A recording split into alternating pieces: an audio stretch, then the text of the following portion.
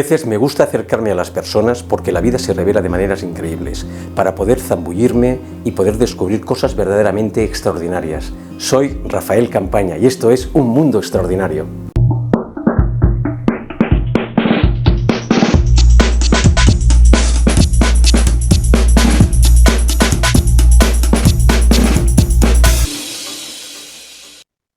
Bienvenidas y bienvenidos a Un Mundo Extraordinario en esta nueva edición.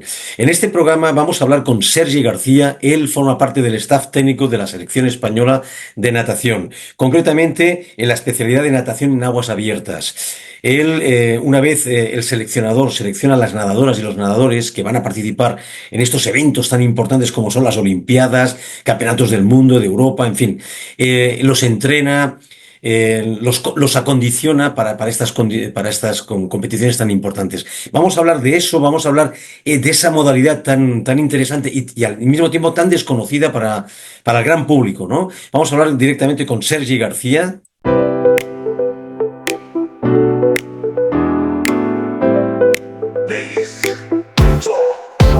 There's a rhythm in the air, can you feel it tonight? With the stars shining bright, let's lose ourselves in the light. Take my hand, let's move to the beat. In this moment we're alive, let the music set us free. Let's dance, let the world fade away. In this groove we'll find our way. With every step we'll ignite the flame. Magic will never be the same. Feel the bass thumping deep in your chest. In this moment we're alive, nothing but the best. With every turn, let your spirit soar. In this dance of love, we'll always want more.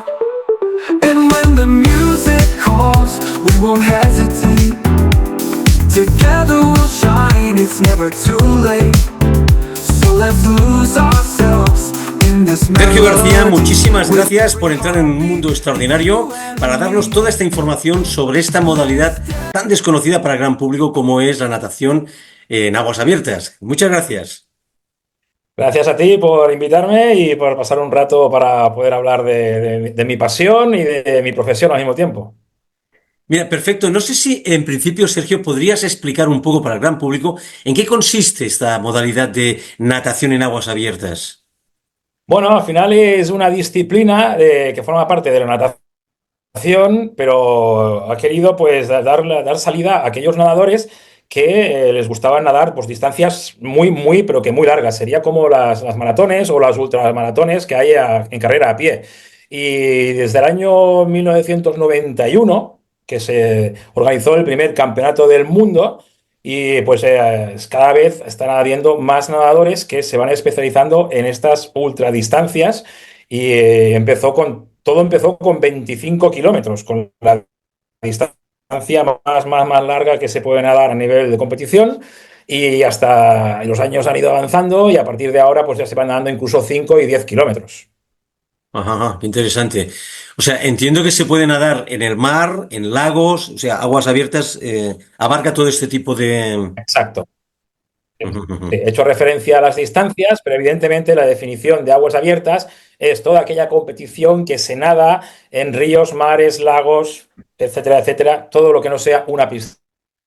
Interesantísimo. Sergi, una pregunta. ¿Cómo no sé si puedes explicar cuál es el proceso de esa selección y la preparación de los nadadores y las nadadoras para esas competiciones tan exigentes como son las Olimpiadas que hemos tenido hace muy poco, Campeonatos del Mundo, etcétera? ¿Cómo es ese proceso de selección?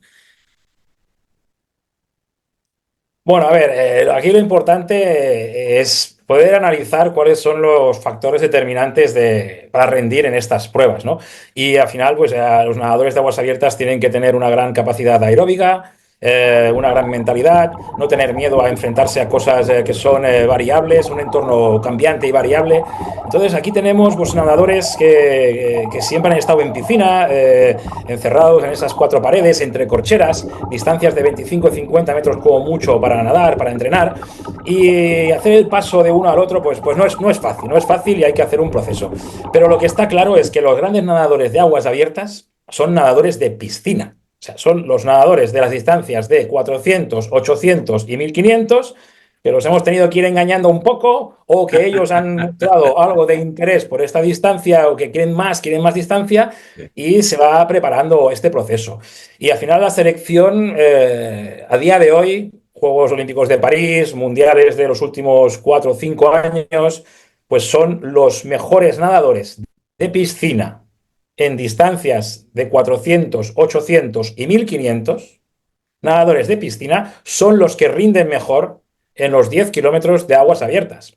Por lo tanto, la selección cada vez se está acotando más a, pues tienes que ser campeón de España o entre los mejores de España en la prueba de 800 o 1500 metros. Tienes que tener un ritmo de piscina muy elevado y cuando ya muestran que tienen esos ritmos que a nosotros nos interesan, probamos de sacarlos a competir internacionalmente y ver que esos ritmos de carrera tan rápidos que tienen también se pueden defender con carreras cuerpo a cuerpo, ¿no? Porque luego, saliendo de la piscina, hay otras habilidades de los nadadores de aguas abiertas que tienen que tener, que es pues no tener miedo al contacto, saber hacer drafting, pelearse en las boyas, sprints finales, aguantar 2 horas la tensión.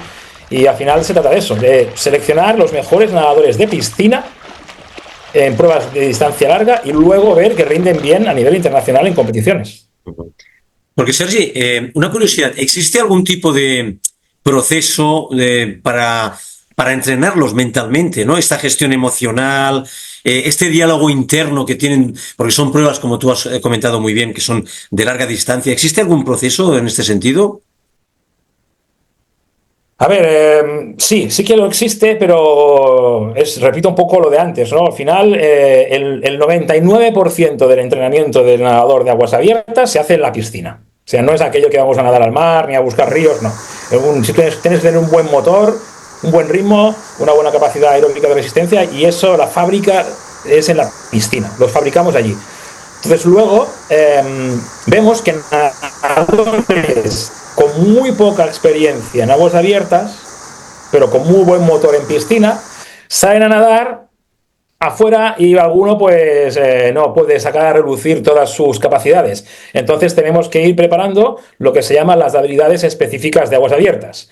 Y esas habilidades específicas de aguas abiertas se trabajan también pues en piscina, que es saber nadar a drafting, un nadador detrás del otro y aprovechar ese rebufo para ser más económico, saber entrar a las boyas y no tener miedo, saber orientarte si se separa el grupo. Pues hay una serie de tareas específicas de aguas abiertas que se pueden trabajar en piscina para cuando tú vayas a competir no tengas tanta sorpresa. Y al final podemos hablar de una pirámide, ¿no? La cúspide de esa pirámide es que compitas muchas veces a nivel internacional, porque luego viene esa educación táctica que llamamos, la táctica la ganas gracias a la competición, gracias a enfrentarte a los diferentes escenarios específicos de ríos, mares, lagos y evidentemente en contacto con los rivales. Y teniendo en cuenta estas duras condiciones de este tipo de competición, para ti, desde tu punto de vista, ¿qué factores son clave para diseñar los entrenamientos en esta modalidad de aguas abiertas? Bueno, a ver, lo que está claro es que son carreras, si hablamos de la prueba olímpica, la maratón acuática, que son los 10 kilómetros, que dura como 2 horas, por eso se le llama maratón, para hacer como una similitud con la maratón a pie, que también dura 2 horas.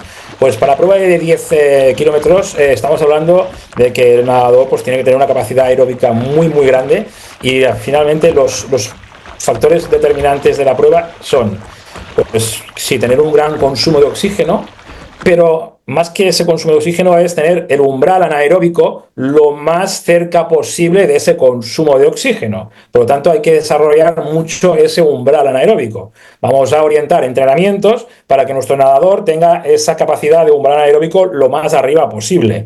Y luego, otro factor muy determinante es la economía de nado, como la economía de carrera de la maratón a pie. Tienes que ser muy económico con el movimiento de nado que haces y no gastar más energía de la necesaria para producir la velocidad. Esto es lo principal. En base a esto, pues ya tenemos muchas cosas para entrenar. Sets de entrenamiento de capacidad aeróbica, en un primer umbral, en segundo umbral, en consumo de oxígeno, luego preparar también los sprints finales con vías más glucolíticas y tolerancia láctica. Y luego, pues la eficiencia es con trabajos de técnica, a longitud de ciclos, nadando muy grande, avanzar mucho con pocas brazadas. Y ahí utilizamos toda serie de materiales, de aletas, de palas, de incluso nadar con un paracaídas, arrastrando un paracaídas. Y ahí tenemos un gran abanico de tareas y de ejercicios, pero esos serían los principales objetivos a desarrollar. Ujú, ujú. Y ya hablando un poco, muy interesante esto, Sergi, hablando un poco de la relación con el staff técnico, ¿cómo se trabaja en conjunto con el seleccionador principal, con los demás miembros del staff técnico que van a formar este equipo para estos grandes eventos, ¿no? O sea, ¿cómo se interrelaciona uno con con todo el Sí. staff? Sí, pues, desde el primer lugar hay como una conexión a distancia, desde un poco mi figura y los directores técnicos con los entrenadores que entrenan directamente con los nadadores. Ujú, Entonces, los nadadores, todo el mundo entrena en sus clubes o en algún centro nacional, que ya vamos seleccionando, vamos viendo perfiles que nos interesan y los vamos redirigiendo hacia el Centro Nacional, en este caso el Centro Nacional de Málaga, que tenemos un entrenador con una especialidad de entrenamiento para fondistas, para nadadores de fondo y aguas abiertas. ujú, Entonces, con él, pues revisamos su programa de entrenamiento, revisamos los factores determinantes que hemos comentado, cómo los puede desarrollar, haciendo toda una serie de batería de test. Y ahí, pues bueno, hay reuniones online, emails, incluso visitas al Centro Nacional de Entrenamiento. Y luego pasa lo mismo con otros nadadores que están en los diferentes clubes de España. Esto es para ya armar el plan de trabajo. Una vez ya se tiene el plan de trabajo del agua diseñado, pues también vemos que los nadadores de aguas abiertas necesitan pues una capacidad física muy importante que se trabaja fuera del agua, sobre todo para poder prevenir lesiones. Y ahí entra la figura de nuestro preparador físico y fisioterapeuta a la vez. Buscamos un perfil dual, con esta doble graduación que hay ahora de doble grado de CAFE y fisioterapia al mismo tiempo. Tenemos profesionales que preparan todo este sector y también es otra persona que entra dentro de este puzzle. Incluso luego trabajamos también con psicólogos que miran de poder optimizar, de poder llevar al máximo nivel las capacidades cognitivas de los nadadores en el proceso de entrenamiento y en las competiciones. Por lo tanto, es un grupo multidisciplinar, al igual como el fisiólogo que nos ayuda a pautar todos los temas de nutrición y suplementos nutricionales y sobre todo para la recuperación. Y también aportamos información a los nadadores y entrenadores para los habituallamientos de las pruebas, porque es muy importante. Dentro de cada prueba, el nadador tiene que beber de 3 a 4 veces para poder rendir al máximo durante 2 horas. Entonces, este grupo multidisciplinar trabaja como a distancia, conectado, y luego nos unimos cuando hay una concentración. Cuando hay una concentración previa a un campeonato de España, un campeonato internacional, mi figura, que es el team leader, como jefe de equipo, yo tengo que reunir a todos estos elementos y hacer que un engranaje que vaya funcionando muy bien, cada uno con sus funciones muy bien detalladas y cada uno en su parcela, y el nadador también sabe a quién tiene que dirigirse para cualquier tema, ¿no? Tema más estratégico, pues vienen a mi figura; tema más nutricional, van al fisiólogo; ayuda psicológica o planteamiento de prueba, a veces también se apoyan en el psicólogo, y entonces al final la receta del éxito es apoyarte en un gran equipo, dejar que cada uno trabaje en su faceta y al final los resultados van saliendo. muy interesante. Y siguiendo un poco el hilo de esta pregunta que te he hecho de comunicación, o sea, durante el proceso de preparación y competición, ¿qué tipo de comunicación y coordinación mantienes con el seleccionador principal? Bueno, el seleccionador principal es el director técnico de natación y aguas abiertas a la vez. ¿Vale? Entonces, este seleccionador pues, se ha centrado muchísimo en la parcela de la natación. Y en la parcela de las aguas abiertas, pues me ha dejado a mí, me ha delegado muchísima responsabilidad. Y evidentemente, pues bueno, estoy haciendo como esas funciones de seleccionador, pero siempre consensuándolo con este director técnico que está por encima de todos.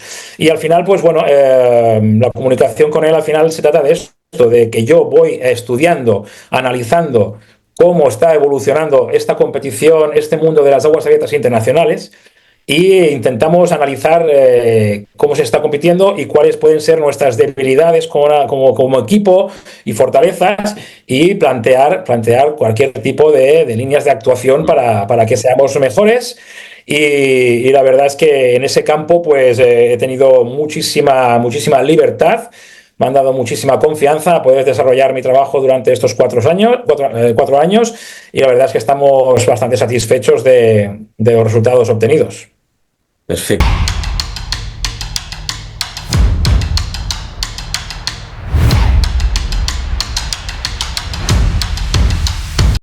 Y bajo tu punto de vista, Sergi, ¿cuáles son los principales desafíos físicos, mentales, en los que se enfrentan esos nadadores y nadadoras y que los diferencian de otras disciplinas de la natación, por ejemplo? Vale, siempre estoy hablando desde un punto de vista competitivo, reglado, bajo la World Aquatics o bajo la European Aquatics, que son las federaciones europeas o federaciones mundial, ¿no?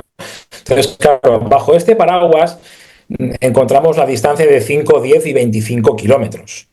Luego, si vamos fuera de este entorno, pues encontramos nadadores de aguas abiertas que se enfrentan a retos de 32 kilómetros, de 40 kilómetros, unos retos que son bestiales, ¿no? Entonces, claro, aquí habría como dos focos.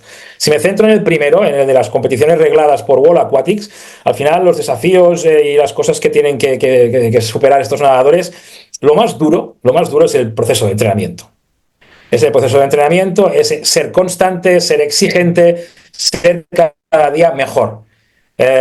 Comprometerte con el plan de trabajo, no fallar a ese compromiso, y al final eso es lo más difícil y lo más duro, ¿no? Soportar esas semanas de 10 entrenamientos a la semana, nadando de 70 a 90 kilómetros a la semana, y comiendo bien, descansando muy bien, cuidando todo aquello que es el entrenamiento invisible, aquello que no se ve, como es el descanso, la nutrición y la paz interior también, ¿no? Porque no podemos vivir estresados en esta vida. Entonces eso es lo más difícil. Una vez en las competiciones es pues saber lidiar con esas situaciones y tener una gran capacidad de adaptación a todo lo que va sucediendo.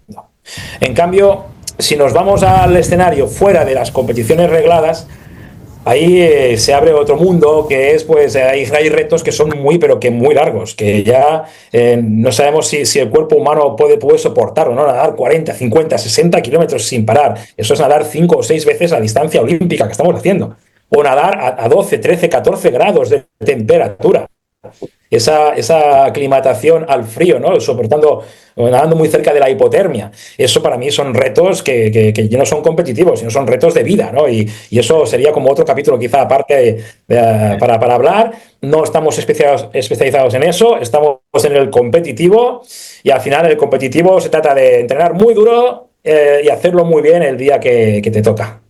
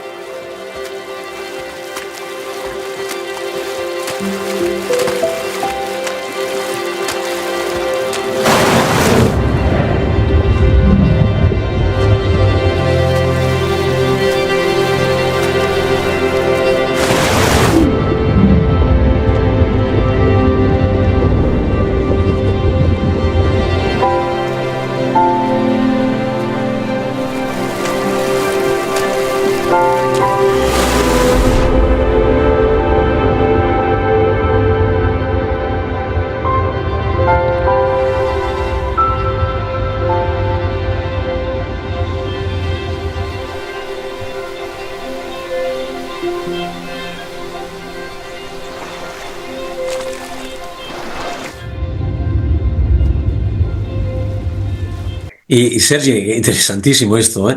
¿Qué tipo de estrategias, técnicas específicas se implementan para preparar a estos nadadores para estas condiciones que tú has nombrado antes, que son impredecibles, que las aguas abiertas tienen esto, ¿no? Esta incertidumbre. Sí, a ver, evidentemente nosotros analizamos cómo se nada en las carreras, ¿no?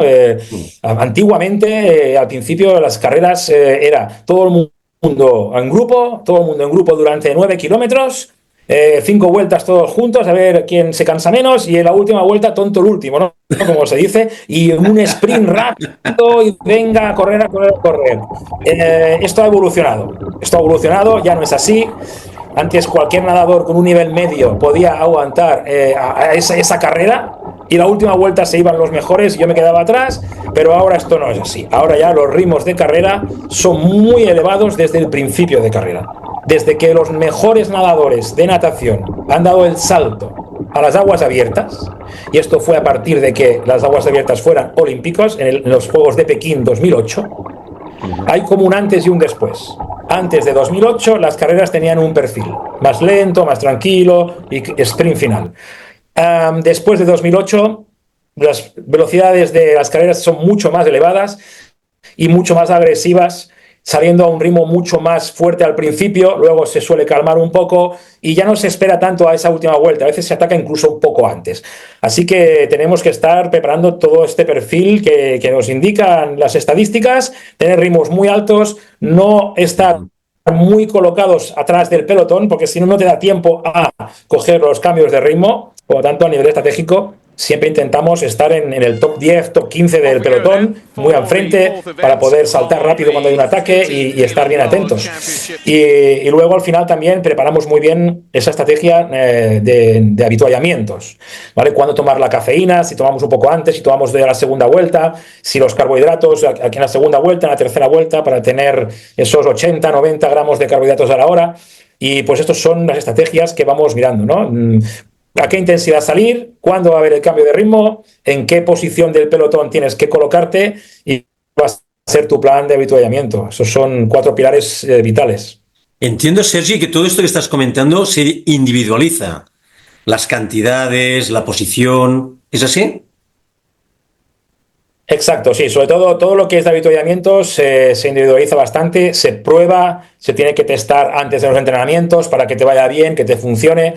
Luego el plan de carrera depende de las prestaciones del nadador. Nosotros, evidentemente, ojalá de 3 nadadores que llevamos, nos gustaría que los 3 fueran campeones, pero sabemos que uno puede optar a estar dentro del top 10 o luchar por las medallas, y los otros 2 quizás pueden optar por estar por el medio del pelotón o acercarse a ese top 10. Entonces, evidentemente, al nadador que despunta más, sí que le vamos a hacer un planteamiento de carrera mucho más agresivo, de decirle, hey, tú tienes que estar liderando la prueba, tienes que estar en el top 5, top 6, porque cuando se defina ese cambio de ritmo final, tienes que escaparte con los mejores para intentar ganar la medalla.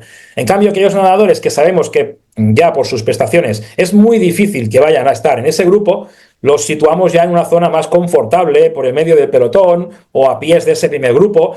Evidentemente no les queremos desanimar ni decirles, no, tú nunca vas a llegar arriba, pero también tenemos que ser realistas, ¿no? Porque tener los nadadores al frente durante las 2 primeras vueltas es muy bonito, pero si cuando van a hacer el cambio de ritmo desaparecen y se van para atrás porque han desgastado demasiado, individualizando ese plan de carrera según las prestaciones de cada nadador.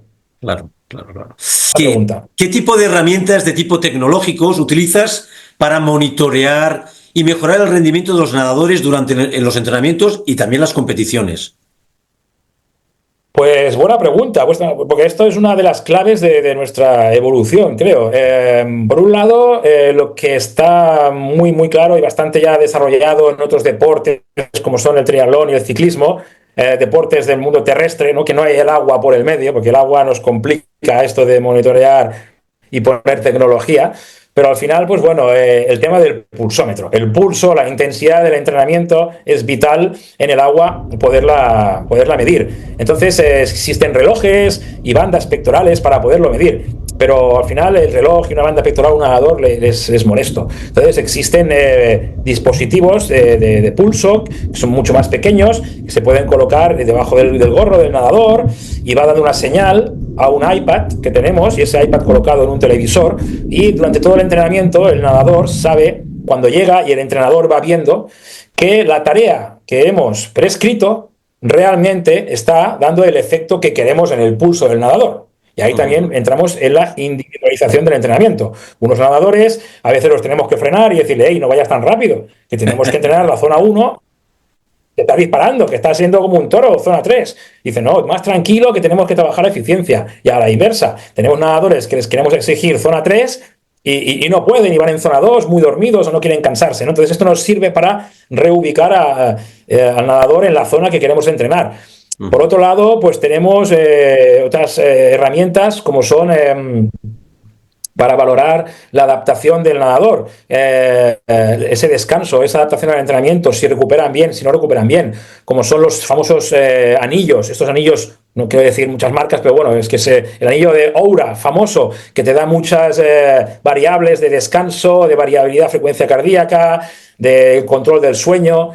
Con esto medimos cómo están descansando los nadadores y si están preparados para el día siguiente para poder también rendir.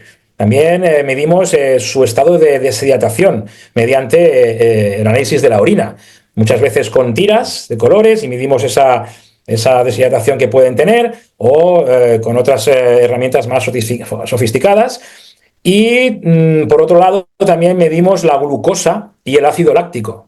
La glucosa y ácido láctico durante los entrenamientos, incluso durante largos periodos, ponemos el parche de glucosa para ver cómo se van alimentando, cómo van reajustando con la dieta y cómo en los entrenamientos también esa glucosa va comportándose. Esto son variables muy importantes que nos sirven para dirigir o para controlar el día a día. Luego está lo que también medimos en las competiciones, que también es ese perfil de frecuencia cardíaca durante la competición, ese comportamiento de la glucosa y el lactato también en competición, y también incluso el peso del nadador, esta deshidratación previo y post. Hacemos un cálculo del peso, calculamos el líquido que ha bebido y podemos obtener también cuál es su tasa de sudoración, ¿no?, de ese nadador, para poderle prescribir bien ese avituallamiento. Estamos hablando de aspectos fisiológicos, incluso biomecánicos, pero me gustaría mucho si pudieras desarrollar un poco este tema que hemos hablado al principio, sobre qué rol juega el aspecto, vamos a llamar, psicológico, mental, en la preparación para estas competiciones tan exigentes. Ese diálogo interno que tienen las nadadoras y los nadadores. Mira, al final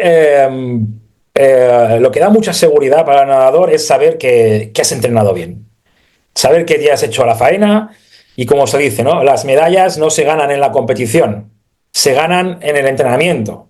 En la competición vas a recogerlas, ¿no? Entonces nosotros tenemos que intentar ganar las medallas en el entrenamiento. Así que la faena ya está hecha, cogemos el avión, vamos a la competición y ahí es el día de la fiesta, a disfrutarlo y a recoger lo que has sembrado, ¿no? Entonces eso es muy importante. Un gran trabajo previo te da mucha seguridad, y esa seguridad da fortaleza mental y autoconfianza al deportista. Luego hay que tener muy claro cuál es el plan de acción. El plan de acción significa que vas a encontrar con este escenario, te vas a encontrar con estos rivales, ten cuidado que pueden salir a este ritmo, tú fíjate de por aquí, de por allí, tener muy claro ese plan de acción, trabajarlo y revisarlo muy bien. Ahí es uno de mis puntos más fuertes que yo aporto a este equipo, que es hacer el scouting, ese análisis de rivales, ese análisis de carreras. Y intento siempre preparar un documento para los días previos, que lo vamos revisando incluso la noche anterior en el hotel con una pantalla grande del escenario que se van a encontrar, de los rivales, de cómo quiero que naden, y eso les da también muchísima confianza.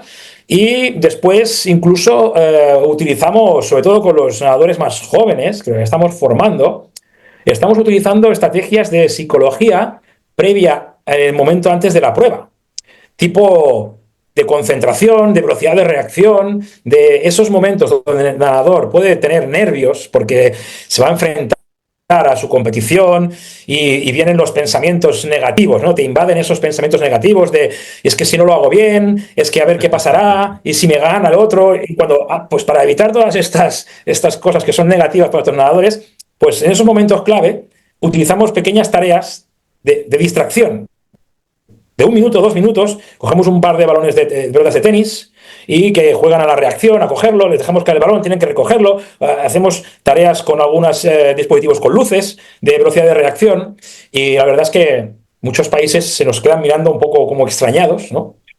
Y te voy a contar una anécdota que, pues, tan extrañados que nos miraban, pero cuando vieron que haciendo esto nosotros ganábamos medallas, al día siguiente lo hacían ellos. A ver Todo si el también mundo. sonaba la broma. Qué bueno. Exacto. Entonces, son estrategias que nosotros las hemos probado en entrenamiento, las hemos probado en competición, están saliendo bien y todo esto suma a esto, a mantener esa capacidad psicológica, a ese estado mental del nadador previo a la prueba, que sea lo más adecuado posible, porque tenemos que controlar ese nivel de tensión, que no sea ni excesivo ni muy por debajo. Tenemos que encontrar lo que se llama un sweet spot, un punto suave, un punto dulce, en el cual es ahí donde queremos mantener al nadador para que pueda exponerse, bueno, sacar su mejor versión el día que toca, ¿no? Bajo presión.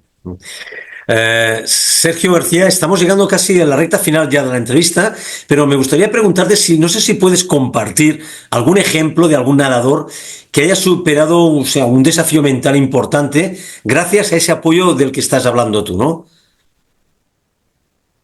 Bueno, pues vamos a ver. Hemos tenido pues el caso de María de Valdés. María de Valdés, una nadadora que se quedó a las puertas de ir a los Juegos Olímpicos en Tokio.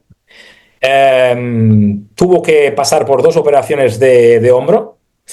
Y claro, siempre cuando pasas por una operación de hombro te entran muchas dudas, porque dices, yo no voy a poder seguir nadando, no voy a poder tener el nivel que tenía, y pues ha superado 2 lesiones de hombro, y muchas gracias a que bueno, ha estado en buenas manos de un buen cirujano, que también es parte de nuestro equipo nacional, es nuestro médico específico en aguas abiertas, porque ha tenido un apoyo de equipo psicológico muy importante.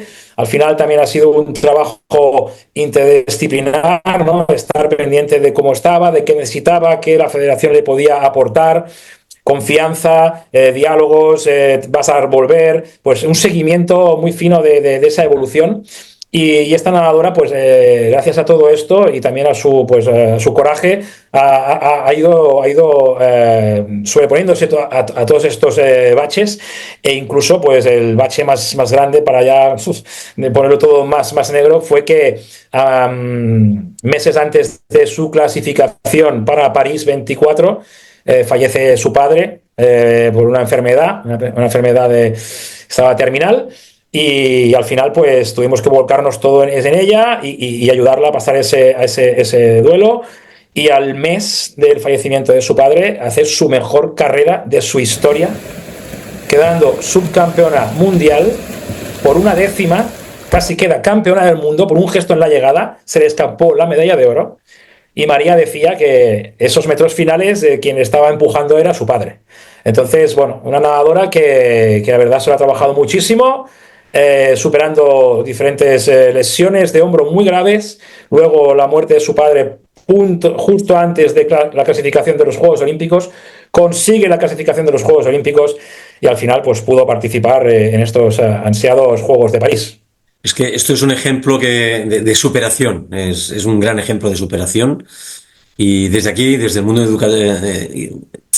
desde el mundo la estamos aplaudiendo ya, porque me ha llegado lo que me has comentado. Sergio, quería preguntarte, que estamos llegando al final ya, ¿cuáles son las expectativas de este equipo técnico, ¿no? De este staff técnico para los próximos grandes eventos, Olimpiadas, Europa, mundo?